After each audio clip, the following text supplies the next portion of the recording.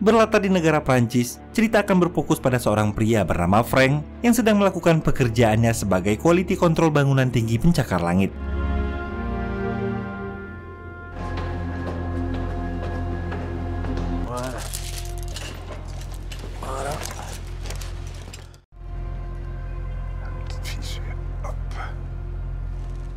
Keesokan harinya terlihat Frank dan istrinya Leo sedang memeriksakan kandungannya di rumah sakit. Diketahui saat ini Leo sedang hamil 8 bulan dan tinggal hitungan hari lagi untuk bersalin.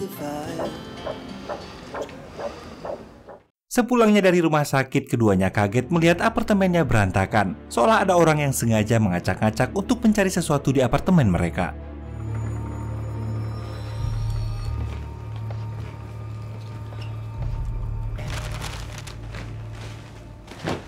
C'est la deuxième fois en 15 jours. Et la dernière fois, ils ont pris que ton ordi. Ils cherchent quoi? J'en sais rien. T'en sais rien. Retourne au commissariat. Sesaat kemudian Frank menemui sahabat baiknya Ben, dan dari percakapan mereka diketahui jika orang yang sebelumnya mengacak-ngacak apartemen Frank adalah orang-orang yang sedang mencari sebuah kunci yang saat ini disembunyikan oleh Frank. Ils ont trouvé la clé? J'ai pas pu aller voir, mais je crois pas. Et Léo toujours pas au courant?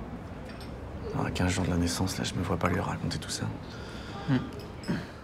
Suatu hari ketika Frank dan seorang rekannya sedang bekerja,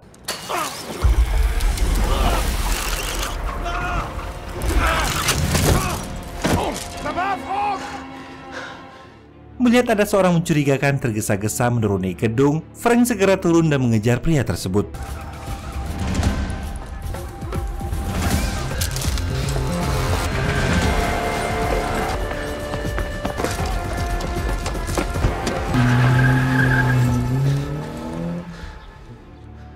Setelah pria botak tadi berhasil kabur, Frank yang seharian ini belum mendapat kabar dari Leo bergegas pulang ke rumah.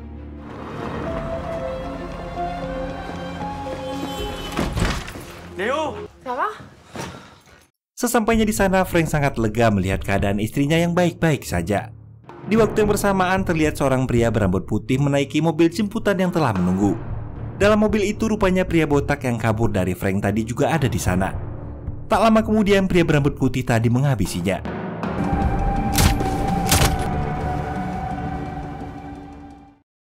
Malam harinya setelah Leo tertidur, Frank diam-diam memanjat ke atap apartemen hanya untuk memeriksa kunci yang dia sembunyikan di sana.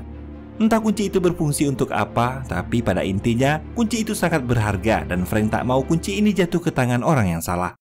Saat Frank mencoba memindahkan tempat persembunyian kunci itu dalam wastafel, Leo tiba-tiba muncul memergoki aksinya. Qu'est-ce que tu fais?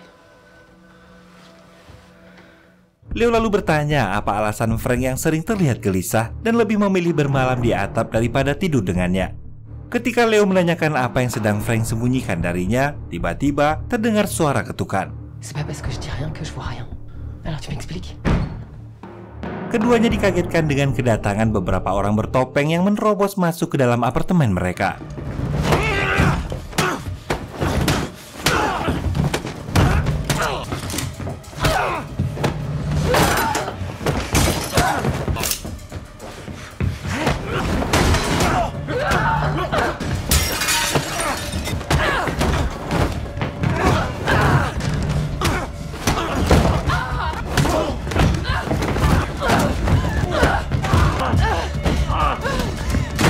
Dari aksi perlawanan Frank dan Leo terlihat jika mereka bukanlah orang biasa. Meski Frank dan Leo berhasil melumpuhkan beberapa orang tersebut, sayangnya karena kalah jumlah, kelompok bertopeng ini pun berhasil melumpuhkan mereka. Setelah mengikat Frank, seorang dari kelompok itu menempelkan sebuah pistol untuk mendapatkan sidik jari Frank.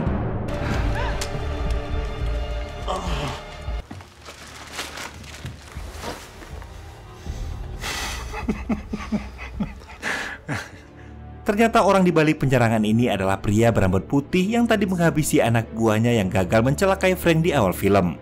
Pria bernama Vanaken ini adalah seorang pembunuh bayaran yang ditugaskan untuk mengambil sebuah kunci dari Frank. Tu nous donnes ce qu'on cherche ou on continue. Va falloir que tu cherches un peu plus. Karena Frank tak mau memberikan kunci tersebut, Vanaken meretas ponsel milik Frank lalu mengantongi ponsel tersebut.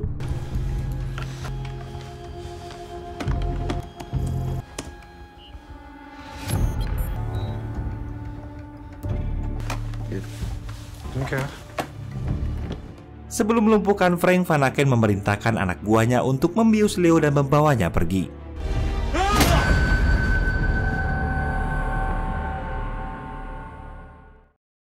Kemudian kita dibawa flashback pada tahun 2014 ketika beberapa pasukan elit GIGN yang baru saja lulus disambut oleh keluarga dan para seniornya.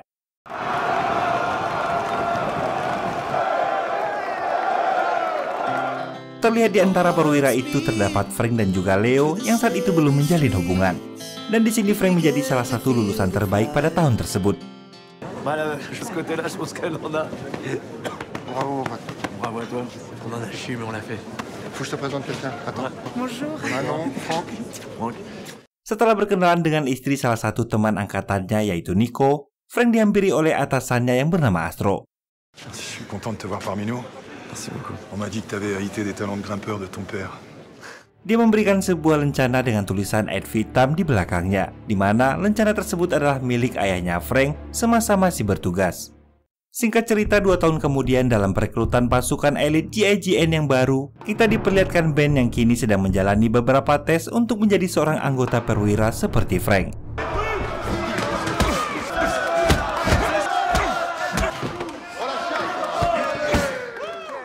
Dalam tes terakhir, Ben diharuskan menembak lingkaran yang dipasangkan di dada seniornya Frank.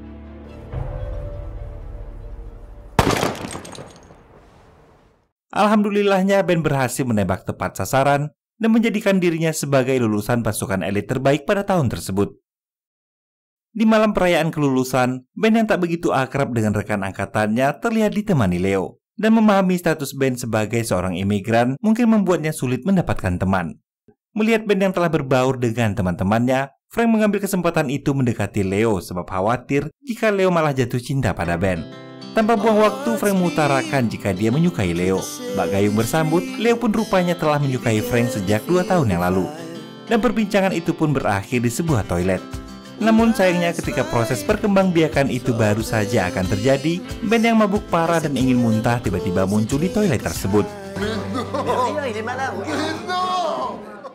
Singkat cerita, pulang dari berpesta, Frank yang pulang bersama Nico dan istrinya Manon lagi-lagi dicandai Nico dan menanyakan apakah malam ini Leo dan Frank akan berkembang biak. Elle est chic, elle est batte. Tu vas la rejoindre? Mais non, ça va être baisé comme des malades. Ouais, je suis fatigué, tu comprends ça? Fatigué, je suis mort. Allez, bonne nuit. Allez, tiens.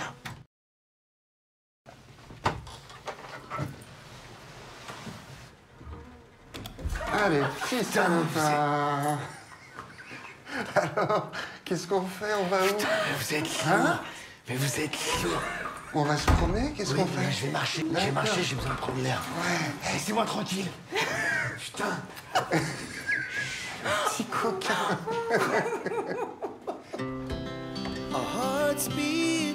Sejak hari itu, Leo dan Frank akhirnya resmi menjalin hubungan. Dan hal itu pun disambut baik oleh Ben, Nico, dan juga Manon. Seminggu kemudian sepulang latihan, Frank dihubungi rekannya yang bernama Eric, seorang roomboy di Hotel Trianon. Eric memberitahu jika dia mendengar suara tembakan di sebuah kamar. Ouais, Eric. Ouais, Franck, il y a eu des tirs dans une chambre au dernier étage. Vous avez prévenu la police? Je sais pas. Ça vient de se passer, je t'ai appelé direct. Bah écoute, je vais passer un coup de fil là pour voir si on peut intervenir, mais bah, tu sais quoi, de toute façon, on n'est pas loin, on va passer, d'accord? Et personne ne monte, hein? Ok. On arrive. Qu'est-ce qu'il y a? C'est un pote qui bosse au Trianon, il y a eu des coups de feu dans une chambre. Atas laporan tersebut, Frank mengajak Nico dan juga Ben bergegas ke hotel tersebut. Tout de suite. C'est parti.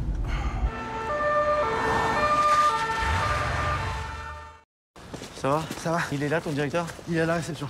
Ok. Ketika menggali informasi dari seorang manajer hotel, tiba-tiba Frank dan lainnya langsung diserang oleh 2 tersangka dan berhasil menembak Ben dan Nico. Messieurs, s'il vous plaît.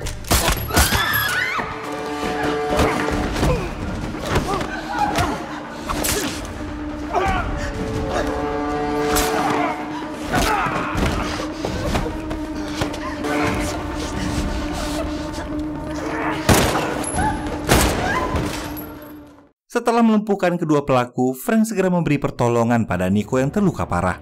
Namun sayangnya Nico harus meninggal dunia dalam kejadian tersebut.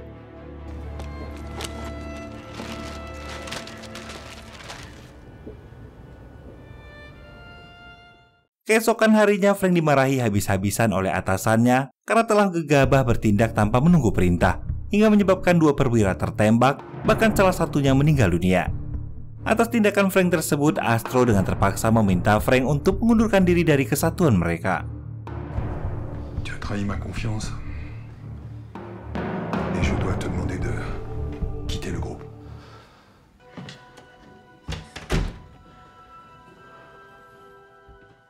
Setelah menatap foto ayahnya di markas itu untuk terakhir kalinya, Frank lalu ke ruang loker mengemasi barang-barangnya. Keesokan harinya setelah upacara pemakaman Nico, Frank melihat Leo yang tengah berbincang serius dengan Astro atasan mereka. Rupanya Leo berniat juga untuk berhenti dari GIGN setelah melihat kejadian yang menimpa Nico. Beberapa waktu kemudian Frank mengunjungi Ben yang sedang menjalani masa pemulihannya. Di sana mereka melihat berita di media sosial dugaan jika kedua pelaku penembakan di Hotel Trianon kemarin adalah polisi. Namun dugaan itu terbantahkan karena minimnya bukti. Mendengar ini, Ben menyarankan agar Frank tak ikut campur lagi dengan urusan tersebut. Qu'est-ce qu'ils t'ont dit pour ton genou? Vu la gueule de l'IRM, ils pensent que je vais avoir des séquelles à vie. Quoi ça pue? Je vais pas rester Franck. Diketahui pula akibat luka Ben yang cukup parah mengakibatkan dia tak lagi dapat melakukan pekerjaan berat. Ben dimutasikan ke bagian administrasi, namun dia menolak hingga akhirnya memutuskan berhenti. Mengetahui fakta itu membuat Frank semakin merasa bersalah. Ben, je suis désolé, tout ça c'est... Franck, on a juste fait notre devoir, point barre. Si jamais je pensais qu'on faisait une connerie avant d'entrer dans ce putain d'hôtel, je l'aurais dit sur le trottoir. Plus jamais tu me parles de responsabilité dans cette affaire. Suatu hari ketika Leo mengajak Frank makan malam di sebuah restoran, Leo mengatakan jika saat ini dia sedang mengandung anak mereka. Untuk menyambut kelahiran bayinya, Leo dan Frank memutuskan pindah ke apartemen yang lebih luas. Ketika mengemasi barang-barang, tak sengaja Frank menemukan lencananya yang terkena darah dari pelaku penembakan di Hotel Trianon.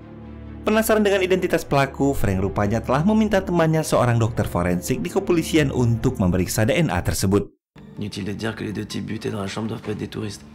Salim Lagdawi, ancien membre des forces spéciales, travaille pour le compte de la DGSI. Frank menemui Ben dan bercerita jika salah satu dari pelaku ternyata adalah mantan pasukan khusus bernama Salim. Karena Salim diketahui bertugas pada Direktorat Keamanan dan bekerja dengan banyak kementerian, Frank menduga kalau turis yang ditemukan terbunuh di hotel itu bukanlah turis biasa. Ben lagi-lagi menyarankan agar tak ikut campur dalam masalah tersebut. Si tu veux un conseil, mon pote, ne me pas de ça. Menerima saran dari Ben, Frank menyimpan informasi tentang Salim di sebuah loker dan menyimpan kunci loker itu di atap apartemennya. Dari kejadian ini akhirnya kita tahu jika kunci yang selama ini disembunyikan Frank adalah kunci untuk membuka loker tersebut. Beberapa waktu kemudian Frank yang tak bisa menahan dirinya untuk mengungkap konspirasi yang mungkin terjadi pada kasus Trianon, menemui seorang wartawan untuk membicarakan hal tersebut dan minta wartawan itu untuk merahasiakan identitasnya. Setelah sepakat, Frank pun berjanji akan segera menyerahkan bukti yang dia miliki. Je vous en prie. Di kantor kementerian terlihat pimpinan Direktorat Keamanan menemui sang menteri. Pada saat itulah mereka menjelaskan kalau 7 bulan yang lalu, Kolonel John Brennan, mantan navisil Amerika yang kini anggota CIA, datang ke Prancis dengan pengawalnya berniat untuk melakukan perundingan transaksi senjata dengan Australia. Pada hari itu 2 orang staf Direktorat Keamanan yang salah satunya adalah Salim ditugaskan masuk ke dalam kamar John untuk mengambil beberapa dokumen penting miliknya. Tetapi semuanya itu tak berjalan sesuai rencana, di mana John dan pengawalnya tiba-tiba masuk ke dalam kamar yang mengharuskan Salim dan rekannya menembak mereka.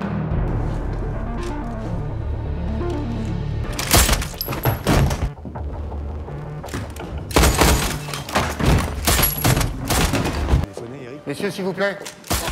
Pada Bu Menteri, 2 orang tersebut mengatakan jika seorang mantan pasukan GIGN bernama Frank memiliki bukti keterlibatan Direktorat Keamanan setelah memeriksa noda darah Salim yang ada di lencananya. Informasi ini mereka dapatkan dari seorang informan yang bekerja sebagai jurnalis di media yang sama dengan wartawan yang ditemui oleh Frank. Sadar jika informasi ini sampai diketahui CIA akan membuat ketegangan hubungan diplomatik antara Prancis dan Amerika, Bu Menteri pun menyuruh 2 orang di hadapannya mendapatkan bukti-bukti yang dimiliki oleh Frank dan kemudian menghabisinya untuk menghilangkan saksi.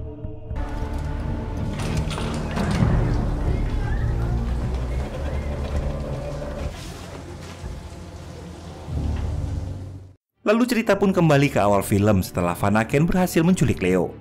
Frank yang terbangun dihubungi oleh Vanaken dan menunjukkan kondisi istrinya. Dalam panggilan itu, Vanaken mengancam Frank untuk menyerahkan bukti-bukti yang Frank sembunyikan dalam waktu 4 jam atau dia akan menghabisi Leo.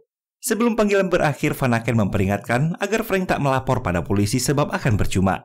Rupanya Frank telah menjadi buronan polisi setelah Van Aken mengkambing hitamkannya atas pembunuhan anak buah Van Aken melalui sidik jari yang terdapat pada senjata.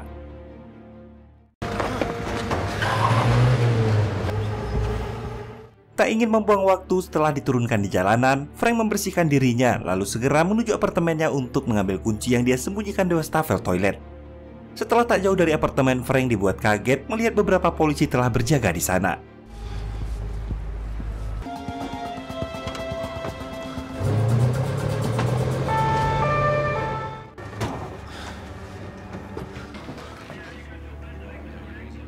Saat Frank akan mengambil kunci yang sebelumnya dia simpan, betapa kagetnya Frank ketika menemukan kunci itu tak ada lagi di sana. Tak lama kemudian keberadaan Frank ketahuan oleh seorang petugas yang membuat Frank terpaksa melawan dan berusaha melarikan diri.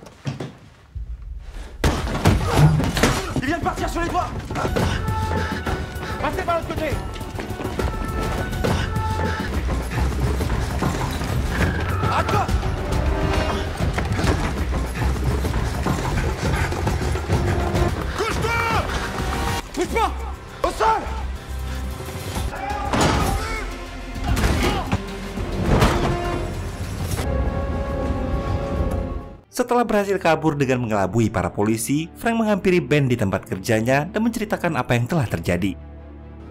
Ben, je comprendrais très bien que t'aies pas envie d'être mêlé à ça. Du coup, c'est quoi l'idée? C'était les flics au cul que t'as vu avec Léa? En tout cas, j'ai besoin de gagner du temps. Et surtout, faut que j'aille chercher Léo.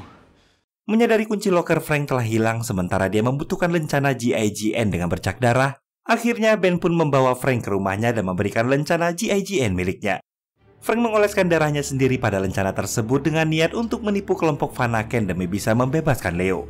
Kemudian Frank dan Ben pergi ke sebuah lokasi pertemuan yang terletak di tengah hutan.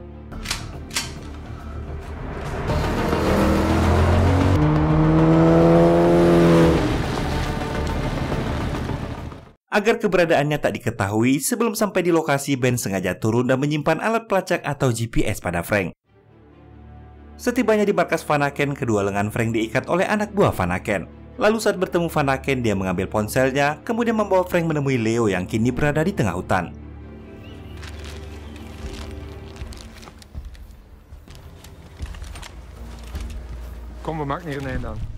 Setelah mendapatkan lencana dengan bercak darah yang dia inginkan, Van Aken memerintahkan anak buahnya untuk menyalakan ponsel milik Frank.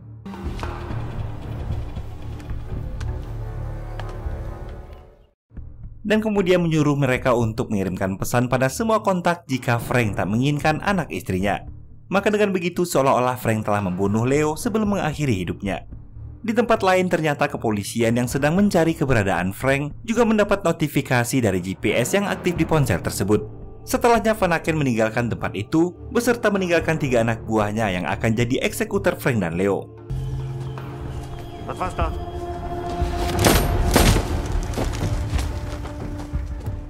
Tiba-tiba Ben muncul dengan menggunakan topeng untuk menyelamatkan mereka.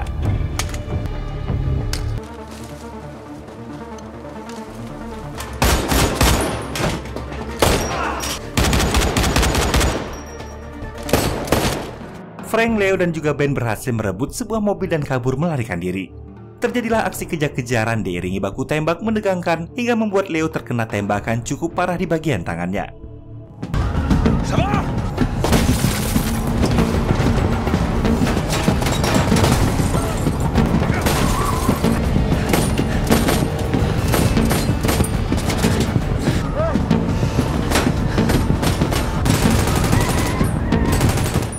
Ketika Frank mengikat pendarahan di tangan Leo, tiba-tiba air ketuban Leo pun pecah pertanda akan segera melahirkan bayinya.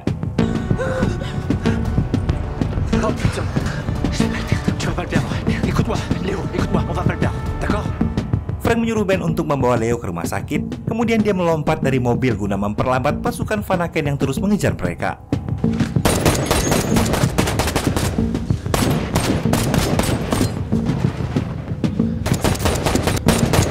Di tengah baku tembak dengan Frank, Van Aken memerintahkan anak buahnya terus mengejar mobil Ben. Menggunakan motor milik polisi hutan, Frank berusaha kabur, namun Van Aken juga mengejarnya dari belakang.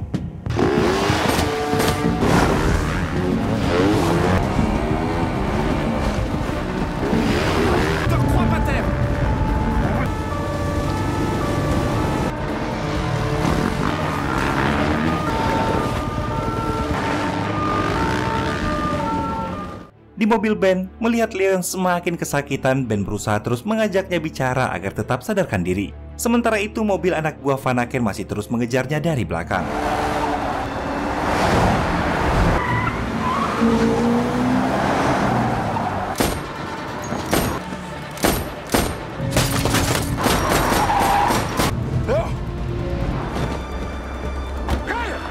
Frank yang kini tak hanya dikejar Vanaken, melainkan juga dari kepolisian, mencuri sebuah paramotor milik seorang petani dan lagi-lagi berhasil melarikan diri.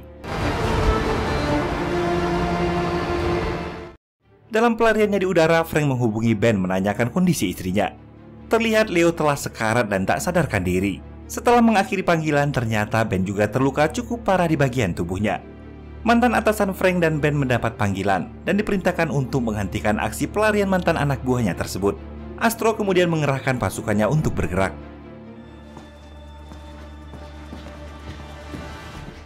Ben yang kini dibuntuti oleh Vanaken di belakangnya berusaha sebisa mungkin tiba di rumah sakit dan dipandu oleh Frank di atasnya untuk menempuh jalanan pintas. Ketika Ben berhasil tiba di halaman rumah sakit, Vanaken muncul dan menodongkan pistolnya. Beruntung Frank tiba di waktu yang tepat.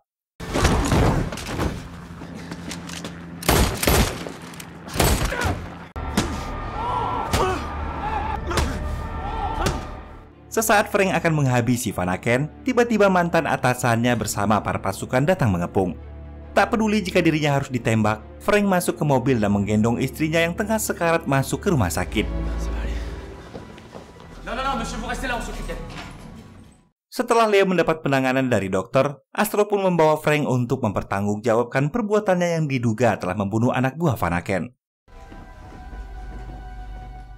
1 bulan kemudian terlihat Frank begitu terharu dijenguk oleh Leo dan buah hatinya.